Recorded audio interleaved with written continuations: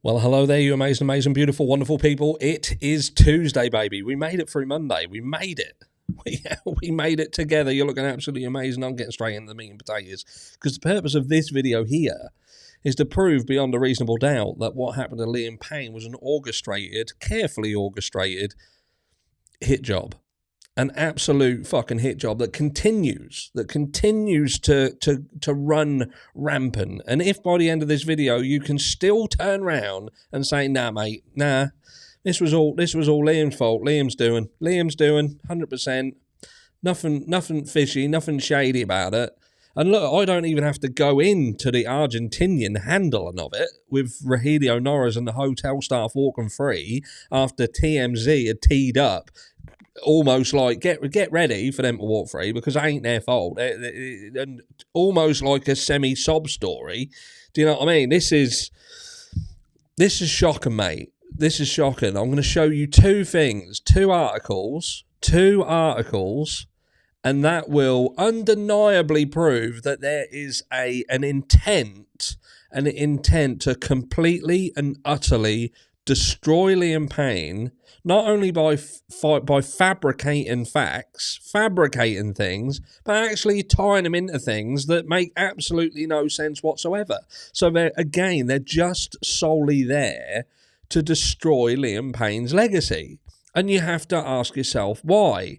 If this was truly, absolutely truly, undeniably about the sad demise of a star that had grown up and lived the vast majority of life in the media spotlight, you know, thrust into fame at a young age. And this, again, is just a tragic story of how somebody who was fragile just couldn't navigate it. And the online bullying and the trolling that he received just resulted in this. Then would media rarely behaving in this way? Would they rarely behave like this? Would they rarely say the things? Would there be any need for it? Or would there be, you know, some degree of, I don't know, empathy? Because there doesn't seem to be any empathy, and I'm gonna prove it. Let's check this out. Strap yourselves in, because this is going to be a rough ride. If you're a Liam Payne fan, you're going to be shocked by the end of this, I promise you. So this one here, this, by the way, is hidden behind a paywall. So you have to pay to read this, okay? Let's put that into context first. You have to pay to read this article. Now, what I will say is I want to make sure that we can see this. So I have to be careful how I word things. Some of the things I won't be able to say. I'm just going to have to direct you to what is being said on the screen, and you understand what it is. Crap that it's the way it is, but that is just. It is the way it is, I'm afraid. So here we go. First of all, Amanda Patel, harsh truth is, it's not this harsh as truth, I promise you that. But the harsh truth is nobody but Liam is to blame for his death. So that's a bold statement. That's an absolutely bold statement, considering that even in Argentina, he apparently had two of the people who were supposed to be the absolute closest to him, a fiancé and a dear friend, who had been involved in the rehabilitation and care of Liam, apparently in Florida. So let's just put that into context. These are two of the most closest people to Liam Payne, because everyone else had fucked off. They'd gone. And why had they gone? Because it seems that Rogelio Norris, one of them, wanted them gone. But anyway, stick a pin in it. When news of Liam Payne's death broke last year, there was an outpouring of shock. Fans, former One Direction bandmates, friends and family were all heartbroken. How could this adorable kid from Wolverhampton have ended up falling over a hotel balcony to his death in Buenos Aires? That question still exists. How could he fall? How could he fall over a 4-foot-high railing to his death? How could he? Because did he climb over the railing? Because there was a ladder next to him that led all the way down to into the courtyard. Led all the way down. He could have just walked down the fucking ladder. But no, he goes over there. 1 minute there's a video. We've never seen that. So how did he? Because that's not yet been answered. We had watched him grow up, seen him become a father, and he was now engaged to girlfriend Kate Cassidy and had a new album on the way. Well, engaged to Kate Cassidy as per Kate Cassidy in the aftermath of his death. Where did it all go so wrong? He went to Argentina with Kate and Roger. After Liam's death, accusations were levelled at those who might be culpable. Everyone wanted to know the truth. While sometimes it isn't easy to tell hard truths, as they can be brutal. You should take stock of what you're saying here yourself, as we're going to make our way and navigate through this and see exactly whether that's true. But in this case, I'm afraid, the blame for his death lies squarely with Liam. He was an addict who, despite his talent, his loving family, his son Bear, a £45 million fortune, and his spells in rehab, continued on the path of ruin. Did he though? Did he though? Because even Rogelio Norris and Kate Cassidy would seemingly suggest that he was fine the last time that they saw him, and one of them people, Rogelio Norris, was literally 40 minutes before his death. So that would suggest that he wasn't on the path to ruin. He was actually fine. And considering that other people who had spoken to Liam or seen Liam in the months leading up to this situation, he was fine then. Court documents this week revealed that within days of waving goodbye to fiancée Kate, he was involved in a drug-fueled, you can see it on the screen, alone time with two ladies of the night. They'd met him in his hotel room where Liam was drinking whiskey and consuming something like crystal with aluminium foil, which is scattered over the sofas, the woman said. Later, he was carried semi-conscious from the lobby where he'd been raging and incoherent, smashing his laptop. Something that we are yet to see any proof of. We are just being told that. This footage here is one of the only pictures that we see where they're carrying him. We also see him standing again outside his room, seemingly once they've carried him to his destination of his room. And we've got other pictures of him that seem to show him chilled out on his laptop in the lobby, despite loads of people seemingly being able to say, yeah, he was getting worse as the day progressed. Getting worse. Yet nobody thought to take a video, nobody thought to take a photograph, and the photographs that we can see are either blurred out or look like cameras from the 1970s, despite this hotel being built in 2015. So what did they do? Yeah, we'll do it to the best spec. 2015, yeah, state of the art, look the piece, cameras. We've got some in the cupboard from a hotel that was built in 1973. We'll just use them. Because yeah, they'll do. We'll save some money there. Put it towards the fucking menus. There we go. So toxicology test found, and you can see that on the screen. There's one thing here, alcohol, which we can agree with, and there does seem to be a fair bit. This here, devil's dandruff. The crack, devil's dandruff. Crystal, Special K. Is she taking the motherfucking piss? So she opens up saying about harsh truths, and sometimes the truth is just a hard pill to swallow. I'm paraphrasing, but that's what she's basically saying, that we all think there's something fucking dodgy going on, but the in reality, the truth, and then she spouts that bollocks.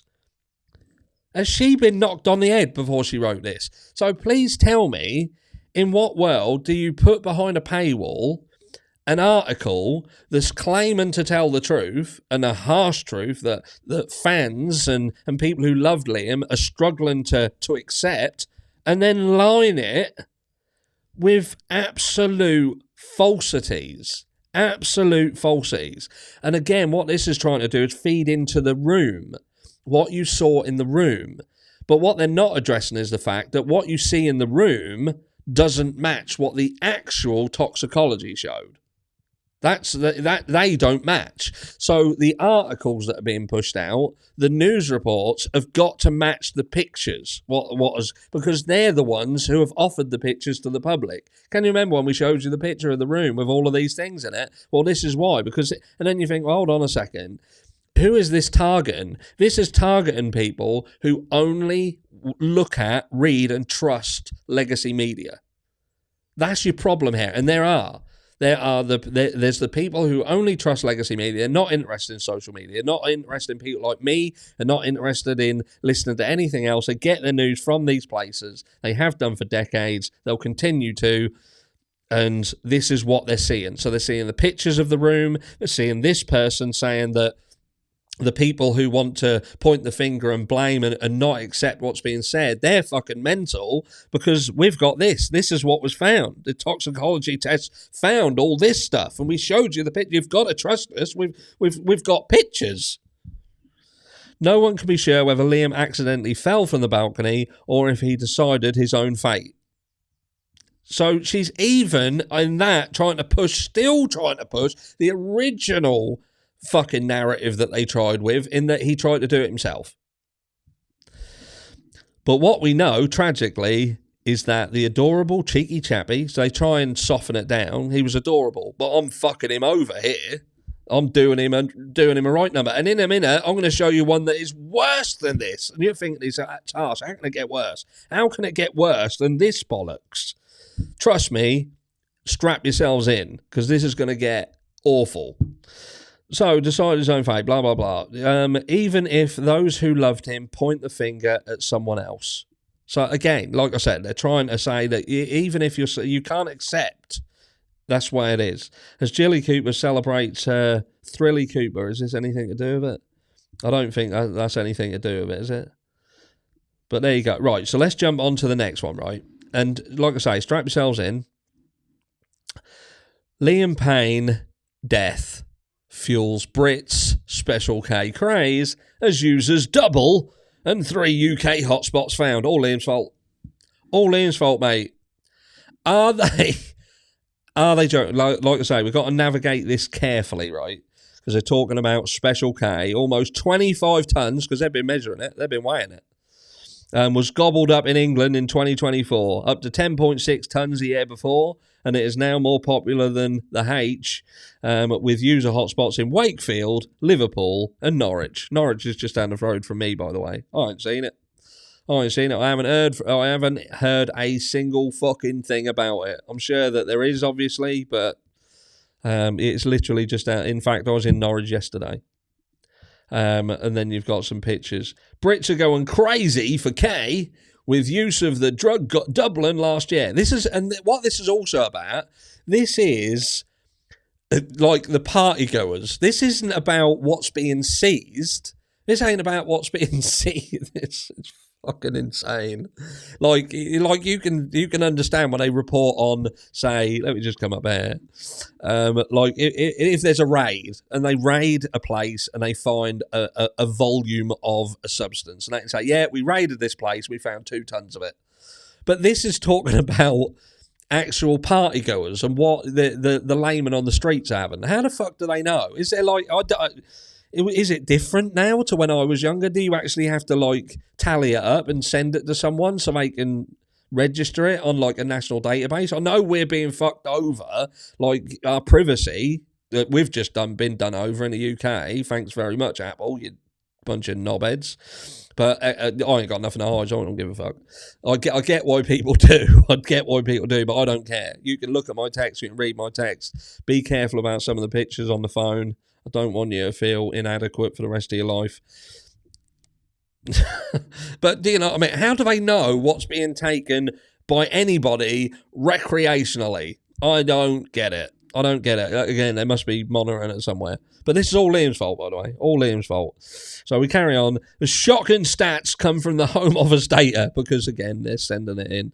They will form part of the annual threat report from the National Crime Agency. So the NCA are going to be doing a threat crime report, and they're going to be attributing it to this man here. And look at the picture. They've strategically used that picture as well of him looking at his absolute worst. And experts believe the trend is being driven by so-called pink devil's dandruff. Experts believe the trend is being driven by so-called pink devil's dandruff, a mixture of the K, other Ds, as well as Calvin Klein or CK, which combines the, having and that says tragic 1D star Liam Payne took the PC before falling from a hotel balcony in Argentina last October. The cocktails are particularly risky and they can be laced with strong dose of narcotics like fentanyl. Just last month, Dr. Peter McCann, Castle Craig Clinic, said using several you get my point. I don't need to go too far on that. We've probably already said too much. We're going to get demonetized on the video, but you've got to see it. It's got to be seen. You've got to see it. You've got to understand it. You've got to see why they're attributing this shit to Liam Payne. Well, what is that got to do with Liam Payne? And again, tied in a little bow with a fucking lie again. So I'd said at the beginning of this video, by the end of this video, you will understand that this is a purposeful hit job on Liam Payne. And ask yourselves why. Why is legacy media, and they're all tied in together, and look who they are, the fucking dodgy rags, the bum wipe wags. Bum wipe rags. That's it. You wipe your ass on them.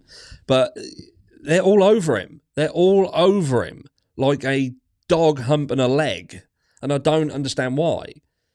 You've got to answer that question. If you're someone who just thinks that the fucking Amanda Platel was right, for instance, and this was all Liam's doing, then why is media still treating it like they're trying to tie him into this shit? That is indicative of a purposeful hit job to destroy somebody, to absolutely destroy, to push out, to wipe out any remnants of goodness. And they just try and tidy it up with he was a cheeky little chappy, who was a fucking nightmare and is causing drug-fueled rampages down the road from Harsh. Even that place being in effect, that's all Liam Payne's fault.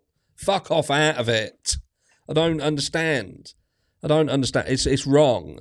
It's wrong. And not one person who claims to love Liam, I mean his inner circle, the people around him, the Cheryl, for instance, which there might be stuff going on in the background. There might be. He's got bandmates as well, the 1D lot who are now doing more music.